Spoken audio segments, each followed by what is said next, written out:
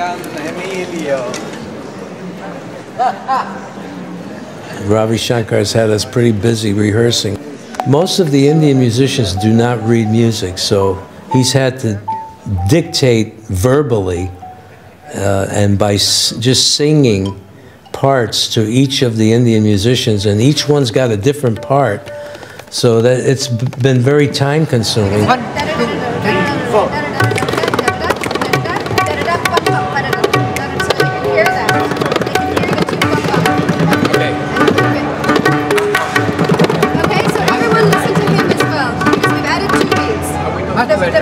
You know, I never sit down and compose music.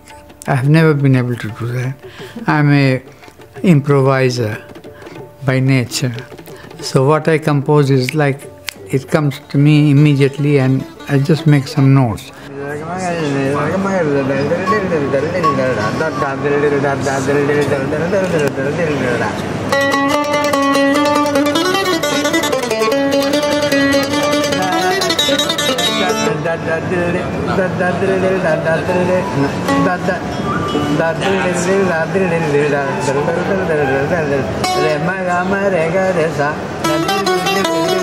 You're thinking, well, this guy's playing so different than the last guy he dictated to. He must have forgotten what he gave that guy, but then when you put it all together, it's all there, you know. But it's the Indian way. They do it by rote.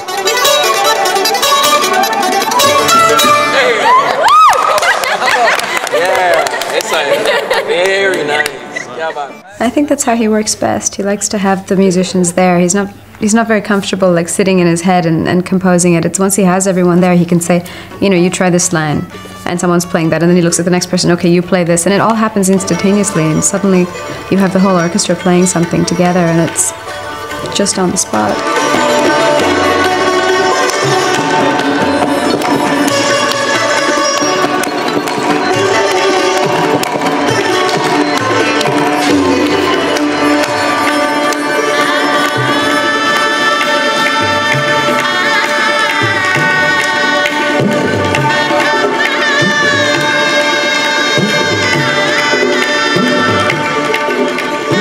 You may think you have something complete, and there's some musician that's just sitting in silence, and he'll suddenly hear the piece and look at that instrument and say, okay, now you play this, add another melody to it, and it comes together with something else. Then he'll tell the vocalists, you know, keep support on this thing, and he likes to try different things, see what works. So that's how our music works. Everyone's so used to improvising and changing that you have to be flexible.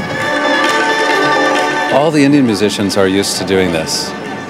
The Western element hasn't quite come in yet. I'm the lone cellist sitting off in the corner. So later on, when we have a string quartet plus myself, then we'll see. Then we'll really be in the thick of blending the Western with the Eastern. We got to notate everything in Western, but then the Indians will change. If they change a part, they'll just say, "Oh, change this to that and that to this." They're done. Then the Westerners are flipping through pages, trying to figure out where, what, and why and how. So we'll try and keep up. No. Please. No. I want this rum-pum. So start on the fourth beat. 1, 2, 3. Rum-pum. Make it a little Make slower. it from fourth beat, please. Wow. 1, 2, 3. And really, like, now we gotta do it. The Indian music teacher at CalArts was Raviji's assistant and student for over 40 years. And he introduced me, and several of us are co-disciples, to Raviji and many other musicians as well. And that's how we connected. And since we learned how to, you know, with them, we learned the blessing of not only the system, but how to write it and everything. So we got one foot in the Western world and the other foot in other cultures, including this one. So it's very practical for Raviji. So I notate stuff in there Sargam notation, Indian notation, and then I'm able to transfer it to Western notation. So it helps a lot as a bridge. Okay, we'll work it out, Ravi. Okay. Okay, we'll be right there. So help me God. I made that. Okay, so the first two notes of the first line, we're gonna play that to F sharp and G. We're gonna play that. From what I understood, we're not playing the fifth line. We were lucky in having these Western musicians, where most of them very young. So it makes a big difference, because the Western musicians who are little elderly, they are very regimented in their. They take long time to pick up simple things like little twist in the rhythm. They weren't all just classical musicians, you know. It seemed like they'd all done different types of things, not necessarily just orchestral classical stuff, because that automatically loosens them up to those different kinds of ideas, you know. And they were really good.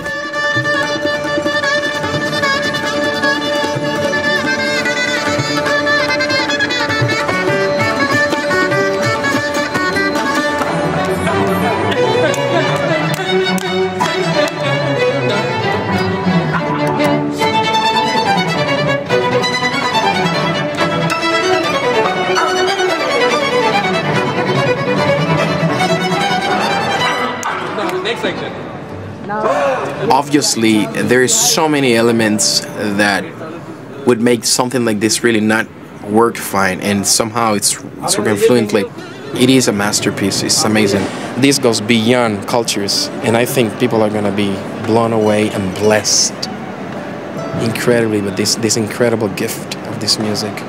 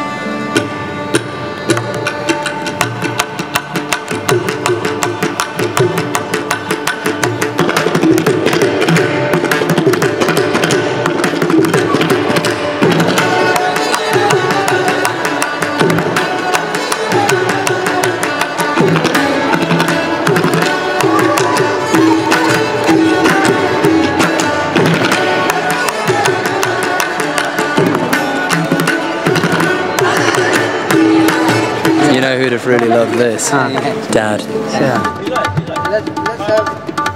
5 minutes break. Okay, and then we put them all together. Okay. I'm feeling good about the piece now, because we ran through it yesterday. We needed to do that because we were rehearsing everything in sections, and in the evening was the first time we did the whole thing from beginning to end, and of course we had to stop a few times, but just going through it like that made such a difference. Everyone is just so looking forward to doing that again, because that brought out all the little corrections we need to, or things we need to look out for. The strings are okay now? I mean, they've got the whole order and everything. They have the order. There's a few new pieces like Your Mom's Gonna Sing. They want to know where that is. And so. But yeah, basically we're set.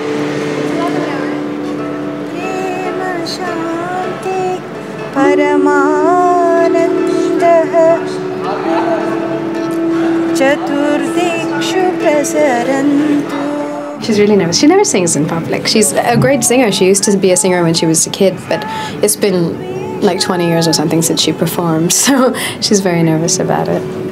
This is such a special show. I mean, it's more about, I think for us, it's more about giving that to him than showing off how good we are, you know. It's not like doing a normal show where we want to impress the audience. It's really about celebrating him and doing things he would have loved. And he was really close to my mother, so it makes sense that she would be a part of the show as well. No, you are saying H. You are saying wish. Vismaran. Wish. That's what I mean. Vismaran. Gaganam jala bhuvatavarana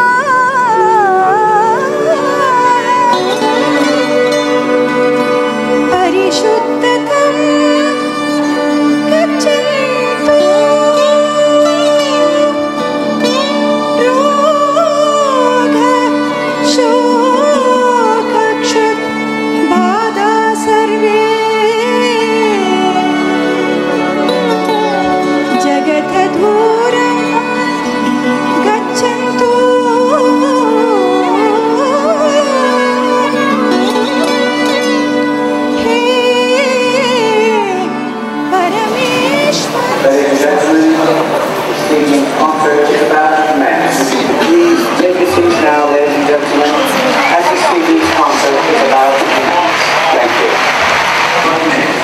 Sorry,